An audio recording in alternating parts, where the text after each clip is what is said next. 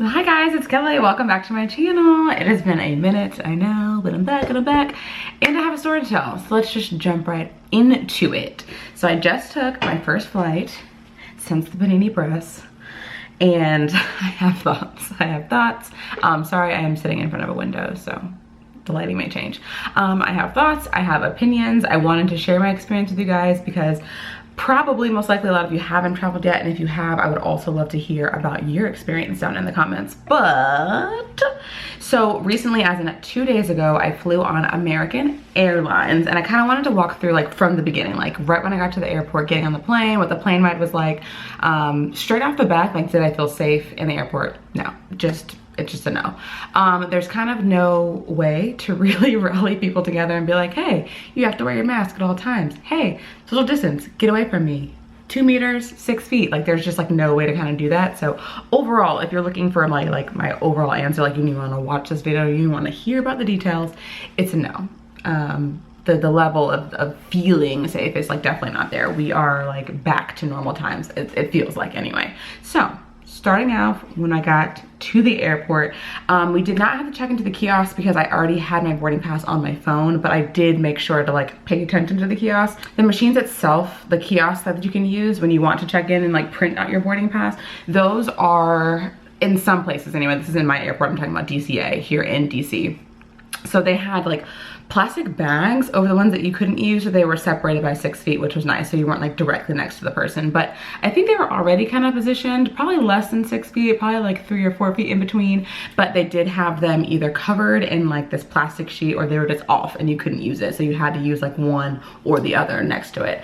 Like I mentioned, we didn't use it, so I didn't touch it. I don't know, like I didn't see anybody like wiping them down after every use, things like that. Definitely something to take in consideration if you're going to be using those. Just bring your hand sanitizer.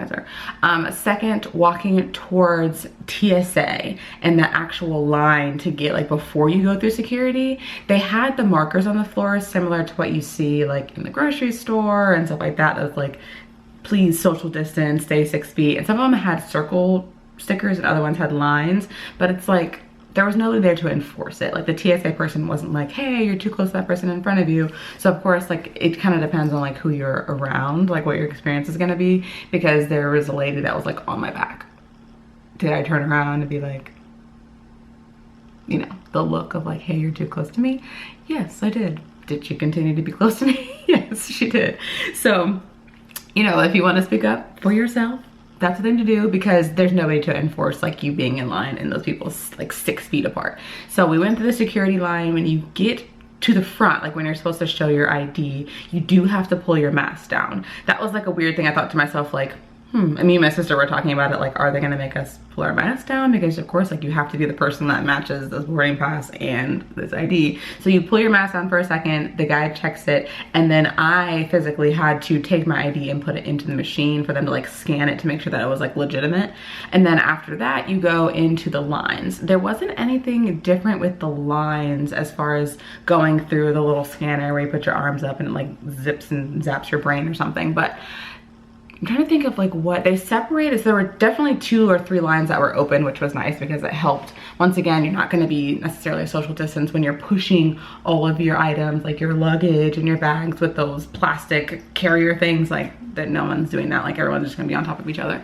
But they do ask you to take your shoes off, like normal TSA rules. But I'm trying to think if there's anything different, and I can't recall it like right off the top. We're just gonna act like that was the same. So as far as the plastic trays that you put like your luggage in, and you take your iPad out and you take all your electronics out, I didn't see anybody like immediately wiping those down after them being used. So that's like another thing, is like you're putting your stuff in these big plastic bins, and I don't think that they're being sanitized. They could be, I don't know, TSA, but I didn't see it. I was not there for that. So you go through the security, go through the scanner, and then it's kind of a free-for-all. Honestly, like once you get into the terminal area, there isn't a way, you know, when you're like walking in the big hallway and there's like restaurants and those little airplane stores, there's no way to like rope it off and be like, you know, social distance. So it's just a crowd of people. Just a crowd of people are all coming together. As far as mask wearing, so this is the part that I thought was interesting. And just off the top, so there's gonna be no timestamps in this one. But as far as mask wearing, so in the airport itself, I did see a couple of like attendants and people that were just walking around. Who knows like what they could have been flight attendants, it could have been people who work at the food vendors, who knows, asking people to pull their masks over their nose. But as far as like federal regulations are required, getting onto the plane itself, you have to have like an actual face covering. You can't use a bandana. You can't use a neck gaiter, which I think were a horrible idea from the beginning. I see those all the time. No shade, but they're not doing anything for you. And you couldn't use a mask that had a valve, which I also think is very interesting because I do believe that those are like deemed like safer when it has like a filter in it, but you can't use those. But that is only for when you get onto the plane itself. Walking around the airport, people had the neck gaiters, people had like, you know, their sweater like pulled up over them. So it's interesting that they allow you to walk around the airport and don't really enforce it, but it's like once you get into that closed confined space in an airplane is when they actually enforce it. But I'll get there in a second. So sitting down in the terminal, at least within DCA airport, as far as like seats being marked off, like don't sit here, they just have signs and like stickers on the seats. People can sit right on a sticker, so kind of really help anything. But I think just the people that I was around, everyone was kind of like courteous about that. So I didn't have anyone sitting like directly next to me when we were sitting at the gate like waiting for the airplane, but they attempt to try and put something there. But it's really kind of up to like everyone's discretion, like whether or not you would want to be like vocal about it. I will say I was sitting across from a gentleman and his wife, and they were sitting in like two seats directly next to each other, and then there was an empty seat, and then a guy sat down next to him between the empty seat, and he actually spoke up and was like, hey, like if you don't mind, like my wife, she had left and went to the bathroom and came back and was like, hey, if you don't mind, like just giving us like an extra seat. And the gentleman like wasn't necessarily like the nicest about it. He was just like, oh, you're not vaccinated? Like it was just this whole thing. They went back and forth, but ended up being fine. It didn't turn into an argument or anything. But it's just, you gotta speak up for yourself, I guess, if you don't feel comfortable. That's the biggest thing, because there aren't people that are gonna enforce that. They're not gonna enforce it sitting there at the gate. So, boarding the actual plane.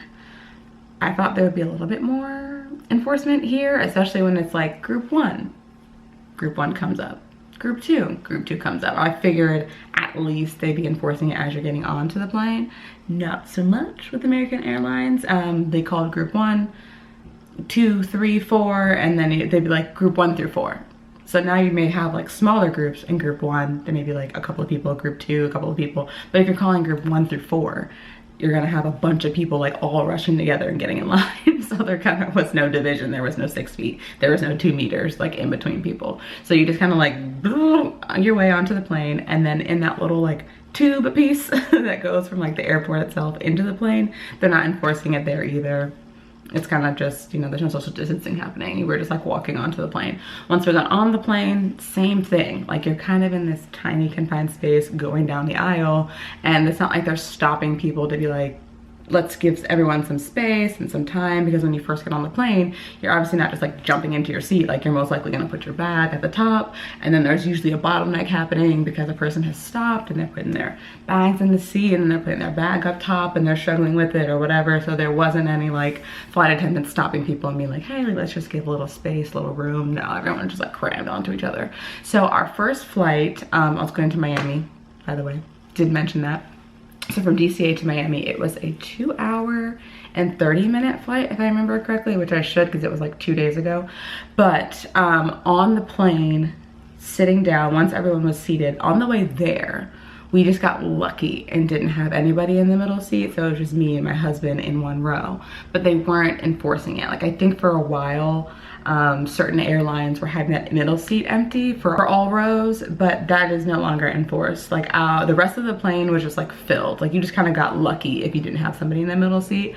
Our flight back, which is a story that I might tell quickly at the end of this video if you're interested, because it was a shit show, like literally terrible. But that plane was like packed to the brim. Like there was no regard for anything. Like everyone was just like, get on the plane. They actually overbooked that plane and the guy had to get off, and I felt bad for him.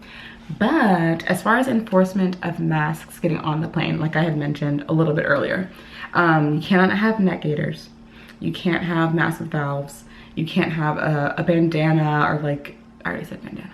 but you know what I'm saying? You can't have like something that's like not a mouth. You can't just take a scarf and put it over your face. And they'll actually like say that in their little safety portion, like you have to keep your mask on the entire time. You have to have an appropriate mask. They do provide masks though. That's something I should have mentioned before you get on the plane. If you are walking in the line that they call your group and you're walking onto the plane itself, they will stop you and provide you with another one.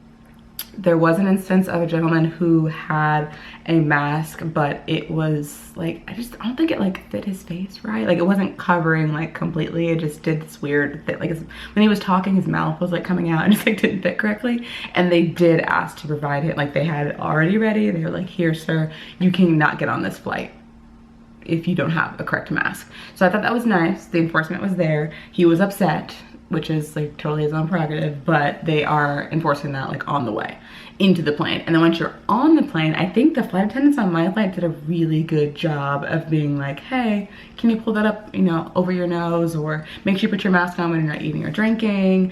And like that was something that I really felt nice, like overall, just be like, at least we're like enforcing that. Okay, my camera died, but we're back at it. I think I had mentioned mask enforcement. So tons of mask enforcement. That was great. Really liked that. But speaking of food and drink, the services, there are no services. There's this. I saved this just to show you guys. So this is exactly what was handed out when it came to like snack time. So little bottle of water, a sanitizing wipe, one wipe, 70% alcohol for maximum effectiveness, and then that's just the bag of pretzels, like the mini bag of pretzels. And it was literally handed to me like this, like in the bag, and they just like passed them out feverishly, and then that was it. So at least, you know, everything is individually wrapped. You know that this is closed. Everything's individually wrapped, but there wasn't an option for anything else, or there wasn't like an option for soda. I did overhear someone asking, and they were just like, we cannot serve that. Who knows, like it could have been based on like the time that we were on the plane, but like it didn't seem like there were any other options for things. We did get headsets, and those were individually wrapped like they typically are, but I have been on planes like previous to the panini press where they just kind of like handed you, they weren't in like individually wrapped, they were just kind of like bound together. So I'm assuming that they might have been possibly previously used, I don't know. But all of the headphones that we got came in individual baggies, and they even actually ran out, so I'm assuming that they use those a lot, which is nice. I'm trying to think of anything else. There was like weird residue on the screen, that like for a little entertainment screen, a little TV on the back, so I assume that maybe it was wiped down either by the airline itself or by the previous person who sat there. I've always wiped down stuff with Clorox wipes, but that's like always something that I've done, so I didn't really change after the panini press, but I think that's just a practice that everybody should do because that's gross, and you probably should. Oh, my husband's seat, his seat did have like stuff on it, like you could tell that it was like wiped or sprayed or something. So at least there's that. Once again, could have been the previous person, don't know if it was the airline itself. As far as if you fall asleep, getting back to mask enforcement, if you fall asleep and your mask falls off, they will wake you up and let you know. They even say that in their little like safety thing, like please keep your mask on at all times when you're not eating or drinking. Are they walking around throughout the flight being like looking? No. So if someone wants to take it off completely, once again, up to you. You have to voice your opinion, stand up for yourself if you don't feel comfortable. But you're in a plane, like you're in a plane, thousands and thousands, tens of thousands of feet in the air, and did it feel any safer because there was no distance in between each other? Not really. I'm fully vaccinated. The reason I chose to go on vacation is because I do feel fine, like safe myself. If I was unvaccinated, never. No, because there's not enough enforcement. I have heard stories of friends that have gone to like all-inclusive resorts that took better precautions than the airport did. I do not think if you are uncomfortable already with the idea, I wouldn't suggest it. Like just maybe just wait until we can get this thing completely over and there's no threat, because I do not think that the airport is a place where you're gonna be like, oh wow, like I really feel like they are taking care of, you know, my safety. But it is a personal choice. It's a personal choice to go on a trip. It's a personal choice to get on an airplane and sit that close to each other. There were a lot of people around me that were like complaining, and they're like, oh, well, I guess, you know, everything's fine now because they're just sitting us up. They got us crammed up in here. But it's like we all made the choice to come. So that's just like personal opinion and my little piece of it. But if you guys have any other questions, just let me know. I kind of ran through it fast and was kind of, didn't want to do this too formally. I just wanted to get all of it out of my brain. I don't think there was anything else that I was like, like that's different. And now the sun is in my eyes. But if you guys have any other questions about airplane travel, and if you think I missed anything, or you've been on a flight recently and you did feel like they were just like went above and beyond, like definitely let me know, because I'm curious how other airlines, I can only speak for American. The sun is like really in my eyes right now. I can only speak for American Airlines because that is the one that we took, and we took American Airlines there and back. My camera is dying, so my horrible flight on the way back will have to be saved for another video. It was just trash. Got to the airport at 1 and we didn't get home until 3 a.m. because it was just insanity. I do think the airlines, low-key, this is my theory, I think the airlines are functioning with functioning with lesser planes, but still booking as if like they know they have space. Like I don't think they're running it well enough right now. I think they're trying to do a little something. But yeah, that was all I have. It was good to see you. You guys see my tan? Hello. I hope you're well. I hope you're healthy. I hope you're staying safe. Definitely wear a mask. Biggest thing to remember when going to the airport is just make sure that you have an appropriate mask. If not, you're gonna have to use one of theirs. And that may be something that's doesn't feel safe to use. So just make sure that you look it up so that you have the right mask when you go. But that is all I have. And I will see you guys later. Sorry I didn't vlog the trip. It was just first trip since September 2019, and I was going to soak up every moment of it, period. So I really didn't. I have like some pictures and stuff. I'll put those at the end of this if you're interested. But oh, I just got an idea. I'm sitting here talking to you guys. If you guys want, I could do like we went to some really cute places. Like we went to some really cute places. I could throw together like a quick little video about the spots that we went to and just show some pictures. My sister was like, have all the pics. Speaking of my sister, she did have a mask with a valve. She's on a different flight than us. She came a couple days later, but she had a mask with a valve, which is why I brought that up, because they did make her change. Like she had one of those, I don't know if it's a K95. I think it's a K95 is what she had, and it had a valve on the side, and they physically told her like before she got on that she couldn't use it. So that story was definitely based on true events. So yeah, like I said, hope you're well. I'll see you guys in the next video. Bye.